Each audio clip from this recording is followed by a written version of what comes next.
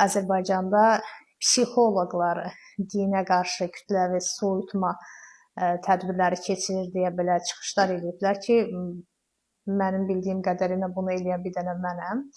Hələ ki buna cəsarət edən psixoloq yoxdur və yaxud da ki, ümumiyyətlə psixoloqlar özləri dini inançlarından hələ xilas ola bilməyiblər ki, hələ cəmiyyətdə bir sağlam psixologiya kökləməyə çalışsınlar. Belə əziz dostlar, mən yenə buradayam. Bayaq bir pasiyentim deyirdi, Şəbə xanım, siz əslində psixologiyanı çox daha yaxşı bilirsiniz. Niyə daha çox dini videolar üzərindən çıxış edirsiniz? Başqa profildə, öz profilinizə uyğun daha çox çıxışlar hazırlasınız. Daha yaxşı pasiyent kütləniz olar.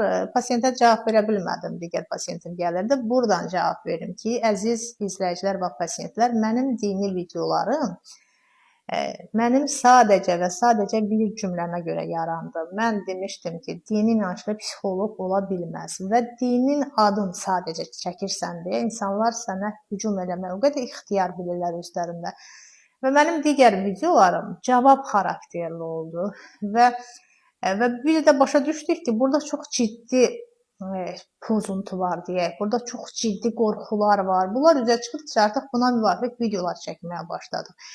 Yəni, zaten bizim psixoloqlar istər yanlış, istər doğru, bütün günü nəzəriyyə danışırlar və mən nəzəriyyə danışan biri olmaq istəmədim. Nəzəriyyə danışan bir psixoloq olaraq tanınmaq istəmədim. Və ona görə də, bilmirəm, əslində bəlkə də yanlış olur ki, profilim bir istiqamətli olur. Halbuki mən keçən ofisdə də çəkəndə bir həftəyə 5 mövzu çəkirdimsə, onun ikisi dini aid olurdusa, 3-ü başqa mövzu olurdu. Amma nədənsə insanlar o başqa mövzuları görmürdülər, görməzdən gəlirdilər və yaxud da ki, bu videolar üzərində səs-küy o qədər çox idi ki, o gəlirdi. Belə, əziz dostlar, əziz dindarlar, sizə bir dənə bunu demək istəyirəm ki, siz həqiqətən mi düşünürsünüz, ateistlər sizi sevmirlər və yaxud ateistlər sizə hansısa bir cəhdə açıblar? Bu, heç bir halda belə deyil. İstənilən ateist istəyir ki, qorxusuz, cəhənnəm qorxusu olmadan, cənnət vədi olmadan insanlar yaşaya biləcəyi hər şeyi bu dünyada yaşasınlar. Və ümumiyyətlə, ateizmin təbliği sənin uşağına heç nə itirtməz, amma sənin dini təbliğ eləmən mənim uşağıma çox şey itirdər, mənim uşağım fanatik olar, mənim uşağım təhsilə nifrət edər, mənim uşağım qadınların hüquqlarına hücum eləyər və beləcə də eyni zamanda azad fikir yürüdən insanlara hücum eləyər.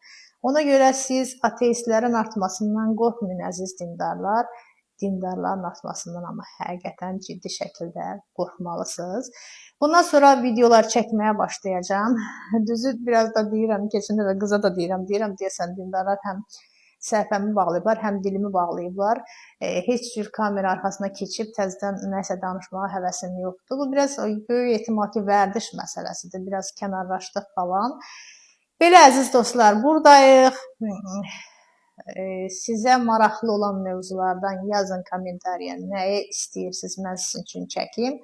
O mövzular haqqında sizə maraqlı psixoanaliz motivli, nəzəriyyə yox, mənim nəzəriyyə ilə işim yoxdur. Sizə psixoanaliz motivli, real həyatda rastlaşa biləcəyiniz formatda mövzular çəkib hazırlayacağım. Bu qədər.